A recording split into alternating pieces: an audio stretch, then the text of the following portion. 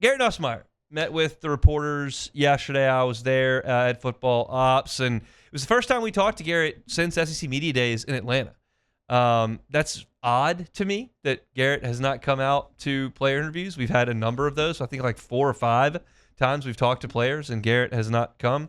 I don't have a huge problem with it. I just noticed it. Usually quarterback is very much available, and Garrett hasn't been as much. So wanted to kind of go into some of the things that he talked about yesterday. And one of them is obviously wearing the number 18. We'll knock that out here before we get into some of his thoughts on the LSU defense. But Garrett talked about wearing 18 for LSU. I mean, it means everything. Just to have that opportunity to wear that number here at LSU, it's a huge honor.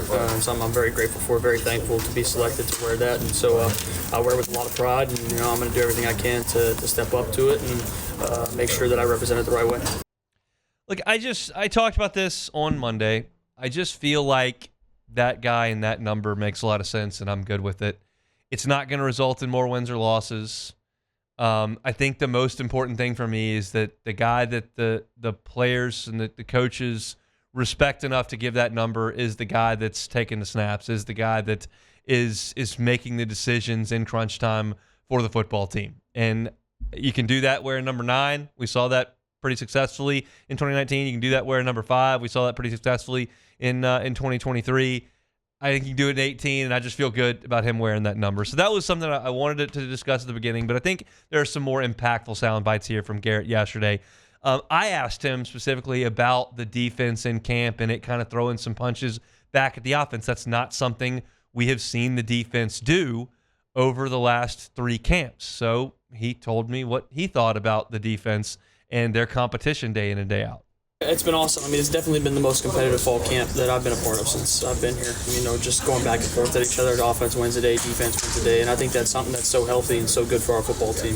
In the past, when you're winning every practice and things like that, and you're winning every drill, it's not necessarily a great feeling. It's kind of, you feel good about it as an offense, but then you're also a little bit concerned. You know what I mean? But I think this year, if you just look at both sides of the ball, we got athletes everywhere. We got guys that can make plays, and so I think it just speaks to the fullness of our team. I agree with him completely on that. I am not new to going to practice, but all of us on the beat are new to seeing as much as we're seeing now at practice, seeing as much 7-on-7 as we're seeing as much 11-on-11 as we're seeing.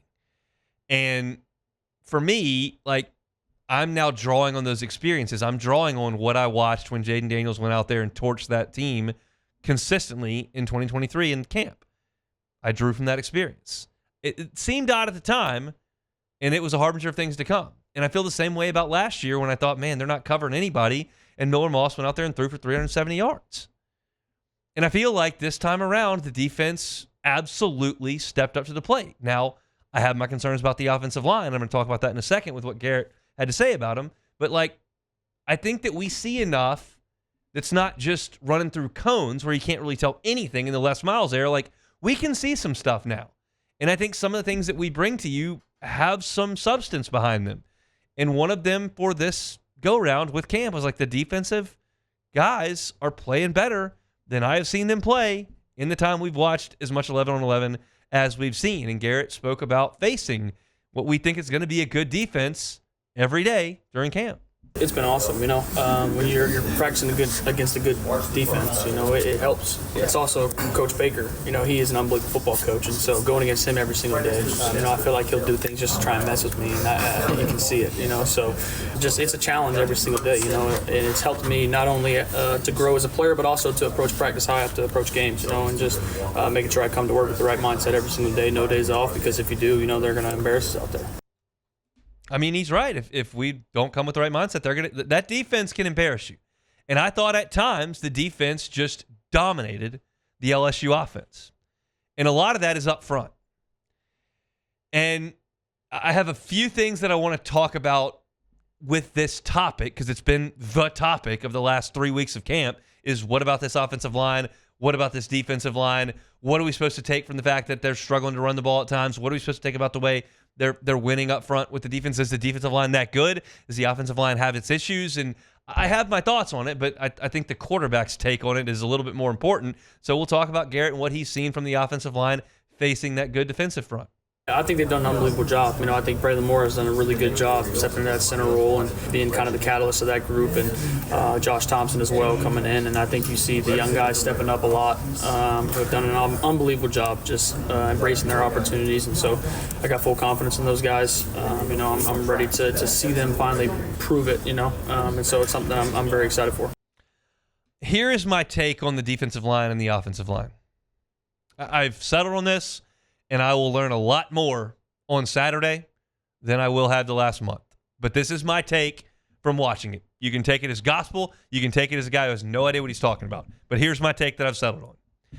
I think LSU up front defensively is going to be exceptional this year. I think they're going to be elite in college football. I think they're going to be one of the best front sevens in the Southeastern Conference. I believe that. I believe in Jack Pyburn. I believe in Patrick Payton. I believe in Gabe Relaford. I believe in Jamari Butler. I believe in Bernard Gooden and Ahmad Bro and Don McKinley. And I believe in Jacoby and Guillory. And, I think that is 8 dudes that can play at the point of attack.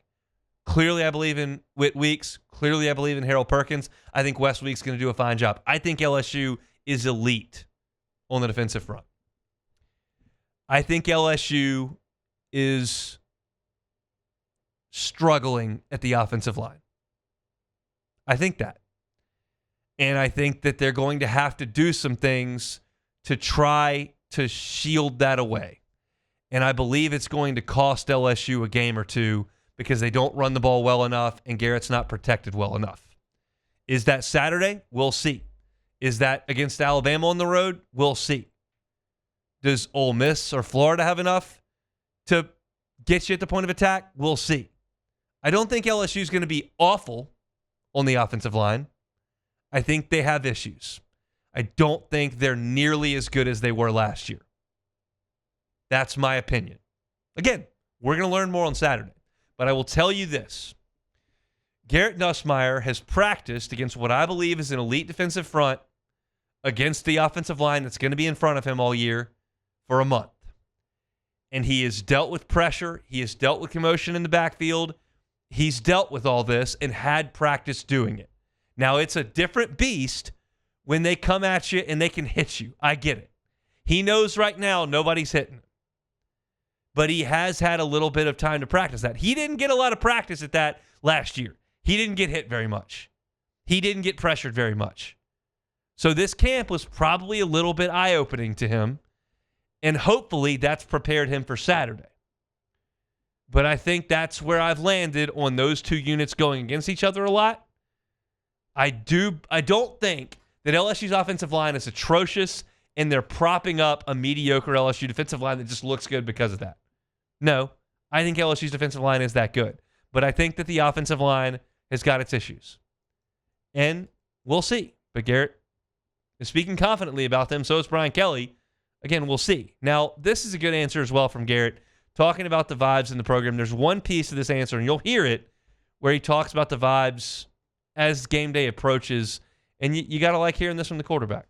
It's very different. I think there's a growing confidence around this building. And I think it's been like that, and people have seen that even since spring ball. Just with the closeness, I think, of our team has brought out a competitive edge, I think. Guys wanting to beat each other, and it's been awesome to see. And I think also we have a lot of confidence and swagger, I think, on each side of the ball. On defense, you got guys like Whit Weeks and Perk and just leading, you know what I mean? And on offense, you got guys like Aaron Anderson, Barry Brown, Xavier Thomas. I think there's just so much confidence and swagger around the building that it just leads to this feeling that that it used to be like I can remember as a freshman when Derek Stingley was out there and those guys like that. That's how it used to feel. LSU used to feel like a confident, swaggy football team, and I think you're starting to see that now again. I like the sound of that because I can tell you this firsthand. I've seen the swaggy LSU teams. I watched 2011 up close and personal.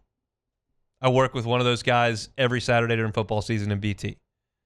I watched that 2019 team, the team that was getting the gat in the White House. And everybody's confident and full of swagger when you don't have a loss. And guess what? I guess there are a couple teams that lost last week, but just about nobody's got a loss.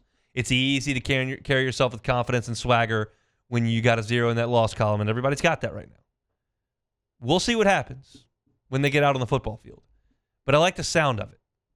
I like the sound of a team that's confident. I like the sound of a team that feels like it's good. I hesitate to use the term knows it's good. You can know you're good in November. It's hard to know you're good right now. Think you're good, believe you're good, and I'm hopeful that that comes out on Saturday. I'm hopeful that LSU plays like that and that you see guys that have a little edge to them. Remains to be seen, but Garrett feels like he sees it. He knows better than I do. So we'll take it. That's Garrett Nussmeier from yesterday. Going to write some things up on the defense specifically at LouisianaSports.net in the coming days. I've got a piece up right now about Harold Perkins and his coming back from the injury. I think that plays better in writing than it does on radio. Harold's answers are pretty quick and to the point, which is great for writing. Not as good for radio. You like your 20-second sound bites here, and you don't get a lot from Perk. But he was in a dark place, and there's a story up on LouisianaSports.net right now that kind of details his road back and how much fun he's having right now. And I think that's just part of the swagger this team can have. So if you want to read that, you can over at LouisianaSports.net. Hey, thanks for watching Hunt on LSU. Before you get out of here, do us a couple of favors. Hit that like button, leave your comments below, and subscribe to the channel for all your Fighting Tiger football talk. See you next time.